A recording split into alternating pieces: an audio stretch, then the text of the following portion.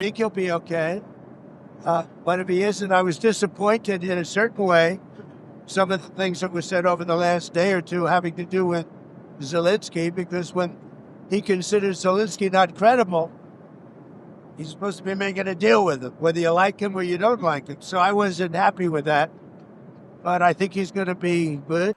Our president will start a war with Iran because he has absolutely no ability to negotiate. He's weak and he's ineffective. So the only way he figures that he's going to get reelected, and as sure as you're sitting there, is to start a war with Iran.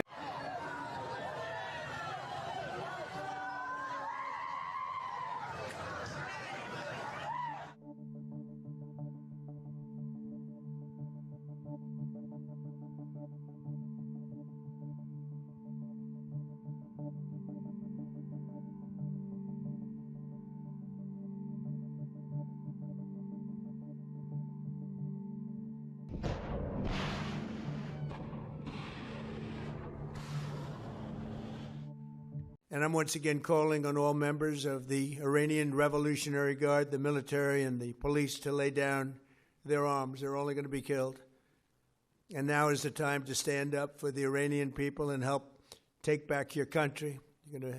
We should have never been in Iraq. We have destabilized the Middle East. Wow, what a smart, reasonable man. Let's see what more he has to say. The war in Iraq, we spent $2 trillion, thousands of lives. We don't even have it. Great nations do not want to fight endless wars. They lied. Okay. They said there were weapons of mass destruction. There were none, and they knew there were none. There were no weapons of mass destruction. Okay, so I'm seeing an anti-war, against foreign intervention, a man who funds himself. This seems like a very good president. Now, this was many, many years ago, but surely this man who seems to be intellectual, smart, reasonable, surely he didn't just switch up on his sentiments, right? I'm gonna bomb the out of him. It's true. I don't care. And this had to be done.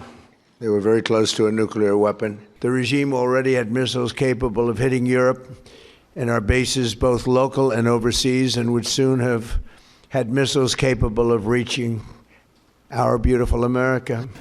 Never mind. सोचिए, अगर एक दिन दुनिया के तेल से भरे इलाके और एशिया की बड़ी ताकतें एक साथ बैठ जाएं और कहें, अब बहुत हो गया, अब से हमारी जमीन, हमारा तेल, हमारा व्यापार और हमारे फैसले हम खुद करेंगे, क्योंकि आज एक सवाल पूरी दुनिया में बार बार उठता है।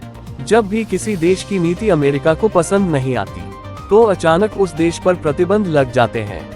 कभी आर्थिक प्रतिबंध, कभी व्यापार बंद, कभी राजनीतिक दबाव और कभी कभी तो सीधे सैन्य हस्तक्षेप। लोग पूछते हैं, आखिर अफगानिस्तान में इतना लंबा युद्ध क्यों हुआ? क्यों वेनेजुएला जैसे देशों पर लगातार दबाव बनाया जाता है? क्यों दुनिया के सबसे महत्वपूर्ण तेल मार्गों में से एक, हॉर्मुज़ जलद मरुमध्य, जहां अमेरिका की भौगोलिक सीमा तक नहीं है, वहां भी उसकी नौसेना मौजूद रहती है? और क्यों अक्सर एक देश खुद को दुनिया का रक्षक घोषित करता है और बाकी देशों को आसानी से खतरा या आतंकवादी कह देता है? ये सवाल सिर्फ राजनीति नहीं है, ये सवाल सार्वभौमिकता और सम्मान के भी हैं। अब एक और कल्पना कीजिए, अगर एक दिन एशिया, मध्य पूर्व और ऊर्जा से भरपूर देश एक नई दिशा में सोचे। मान लीजिए भारत, पाकिस्तान, चीन, ईरान, तुर्की, मध्य पूर्व के देश, यहाँ तक कि उत्तर कोरिया भी, सभी देश एक साथ बैठे और कहें, हम एक नया आर्थिक संघ बनाएंगे। एक ऐसा संघ जहाँ व्यापार के नियम हम खुद तय करेंगे, जहाँ किसी एक देश की मुद्रा दूसरों पर थोपे नहीं जाएगी, जहाँ एक नई साझा मुद्रा बनाई जाएगी, जिसे सभी सदस्य देश मिलकर नियंत्रित करेंगे। न कोई बड़ा, न कोई छोटा, हर देश बराबर। और सोचिए, अगर इस संघ के देश कह दे कि अब से हम बाहरी प्रतिबंधों को मानने के लिए बाध्य नहीं हैं। अगर वे कहें कि हम अपने व्यापार, ऊर्जा और सुरक्षा के फैसले किसी बाहरी शक्ति से पूछकर नहीं करेंगे, तो क्या होगा? दुनिया की ऊर्जा का बड़ा हिस्सा इन क्षेत्रों से आता है। दुनिया की सबसे बड़ी आबादी यही देश रखते हैं। उद्योग, श्रम, बाजार, संसाधन, सब कुछ यहाँ मौजूद है। अगर ये सब एक साथ खड़े हो जाएं, तो वैश्विक शक्ति संतुलन पूरी तरह बदल सकता है। और तब सवाल उठेगा, अमेरिका क्या करेगा? क्या वह इस नए गठबंधन को स्वीकार करेगा या दुनिया एक नए आर्थिक और राजनीतिक टकराव की ओर बढ़ेगी। लेकिन इस कल्पना का एक और पहलू भी है। अगर ये देश अपनी प्रतिस्पर्धा और आपसी तनाव छोड़ दे, अगर भारत और पाकिस्तान के बीच शांति हो, अगर क्षेत्रीय संघर्ष खत्म हो, अगर अरबों डॉलर युद्ध और हथियारों पर खर्च होने के बजाय लोगों की जिंदगी सुधारने पर लगाए जाएं, तो क्या हो सकता है? गरीबी कम हो सकती है, स्वास्थ्य व्यवस्था बेहतर हो सकती है, स्वच्छ शहर बन सकते हैं, पर्यटन बढ़ सकता है और शायद दुनिया के सबसे खूबसूरत और समृद्ध क्षेत्र यही बन जाए।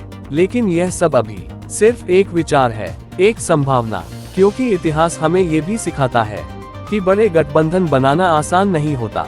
राजनीतिक मतभेद, सीमा विवाद और अलग अलग हित अक्सर रास्ता रोक देते हैं।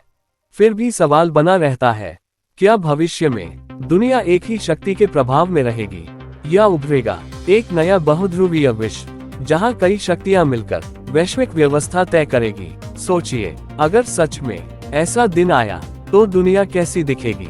यही है आज की चर्चा, एकोज ऑफ भारत में।